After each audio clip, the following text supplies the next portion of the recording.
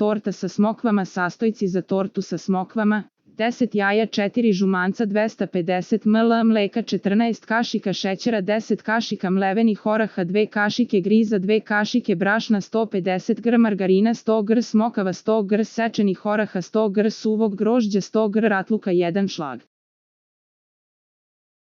5 svežih smokvi za dekoraciju. Torta sa smokvama se priprema na sledeći način: umutiti sneg od 10 belanaca pa postepeno dodavati 10 kašika šećera, 10 žumanaca, 10 kašika mlevenih oraha i 2 kašike brašna.